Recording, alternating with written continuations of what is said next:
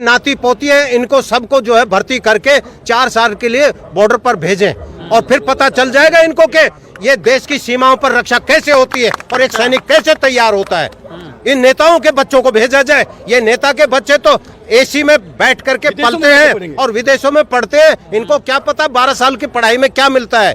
इनको केवल मलाई खाने से मतलब है, देश की रक्षा करने से या देश राष्ट्र है जी। विरोध भी आप कर रहे हैं, मलाई भी आप ही खाओगे, नेताओं को नहीं खाने दोगे कुछ। ये नेताओं ने खाते खाते तो 75वीं वर्षगांठ मना रहे, अमृत महोत्सव मनाने जा रहे हैं। आप ये मलाई खा कर करके मैं ये कहता हूँ सारे नेताओं का फिजिकल फिटनेस होना चाहिए।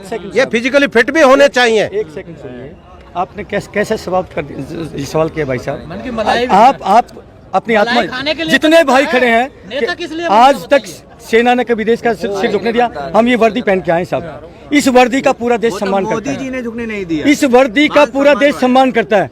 अगर इस वर्दी का अगर कलंक लगे तो पूरा देश हमें माफ करेगा क्या? हमें एक एक कदम रखते हैं, हमें एक एक इंच का जो नहीं, इस बात का गरीब आप कलंक बता रहे भाई। मेरे दोस्त फौजी हैं, हम जान कुर्बान कर देंगे, लेकिन देश के अंदर अगर एक सिंगल पैसा ना पेंशन लेंगे ना तनख्वाह लेंगे, हम चुनौती देते हैं सारों की बंद करेंगे, इन गद्दारों की, सारे नेताओं की पेंशन। पूरा देश मैं अपील करना चाहता हूं, यदि प्यारे देशवासियों 12 अरब का जो है सालाना का बजट इन नेताओं पर लगता है साहब, इनके टीएडी, इनकी पेंशन उनको और खाने के लिए बर्बाद करिए। 12 अरब राजनीति करनी है तो सेवा का प्लेटफॉर्म में सेवा करनी ही पड़ेगी। आपको नहीं, आपके पिताओं को करनी पड़ेगी। फौजी भाई आ चुके हैं। बीजेपी के नेता ऐसे, सारे नेता ऐसे, सारे के सारे नेता ऐसे हैं। कोई फर्क नहीं साहब, हम किसी के चाटुकार नहीं है। आप अगर हमसे क्या उगलवाना चाहते हैं कि हम कांग्रेस की तारीफ कर दें? नहीं, किसी की तारीफ नहीं करेंगे। सारे के सारों ने देश का नाश किया है। गरीब को गरीब बना। 70 साल से हम आपकी गरीबी दूर करेंगे, हम आपकी गरीबी दूर करेंगे। अरे 70 साल से तुम गरीबी दूर नहीं करके तुम इसका मतलब नापुंसक हो, तुम्हारी औकात नहीं है। हम फौजी हैं, हम चुनौती देते हैं, हिम्मत है, आए मुकाबला हो जाए, मंच हम प्रदान करेंगे। देखना है तुम्हारे क्या दिल में है और क्या इन फौजियों के दिल में है। ठीक है साहब? अरे साहब, नेताजी बोस थे ना, आप नेता के नाम पर कलंक है। नेता शब्द के नाम पर कलंक है, ये नेता नहीं है। इस देश का नेता हुआ तो केवल एक ही हुआ। नेताजी सुभाष चंद्र बोस थे, जो जनता के लिए अपने आप को न्यौछावर करते, उसको बोलते नेता। जो फ्रंट से लीड करता है जनता के लिए, उसको बोलते हैं नेता।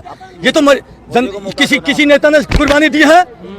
नेता कुर्बानी लेते हैं और सैनिक कुर्बानी देते हैं, ये डिफरेंस है साहब, जमीन आसमान का अंतर है। ये सारे कांग्रेसी कह रहे हैं इन्होंने कुर्बानी दी है। अरे साहब, इनको तो देख लिया, पूरे देश ने देख लिया, क्या बात करें। 70 साल से इनको देखते आए, क्या तो 8 साल में कैसा लगा? ये क्या कर देंगे? देखिए, मैं आज फिर कह रहा हूँ, पिछले 70 साल में जो काम हुआ, इन्होंने 8 साल में उसको बर्बाद कर दिया। मुझे इतना कहने में कोई संकोच नहीं है। मैं कांग्रेस पहले के वक्त में फिर भी ये देश महफूज था। इस देश में जाति धर्म किसी प्रकार की नफरत नहीं थी। इतने साल से कभी कोई हमने देखा नहीं कि हिंदू खतरे में है, हमने नहीं देखा। आज 8 साल में हिंदू खतरे में है। मेरे देश का पीएम है वो हिंदू है, मुख्यमंत्री वो हिंदू है, राष्ट्रपति हिंदू है, और फिर उसके बाद में मेरे देश का हिंदू खतरे में है, तो इनको कुर्सी छोड़ देनी चाहिए साहब। हम फौजी हैं, फौजी की कोई जात धर्म नहीं होती, फौजी की कोई जात धर्म नहीं होती। जब सैनिक सीमा पर खड़ा होता है तो वो देश के लिए होता है, पीछे अगर शहीद होता है तो देश के लिए होता है, जात धर्म के लिए नहीं होता। गुरुकुल की परंपरा हम 30 साल हम कंगना रनौत बोल रही हैं कि गुरुकुल की परंपरा को बढ़ावा मिला। कंगना रनौत के लिए हम कुछ नहीं कहना चाहेंगे, क्योंकि कंगना रनौत का नाम मत लीजिए। ये नाचने गाने वालों ने ही तो इस देश का नाश किया है। अंग्रेजों के जो अय्यासी हुआ करते थे, यही तो होते थे। सब उनका मनोरंजन का साधन यही लोग हुआ करते थे।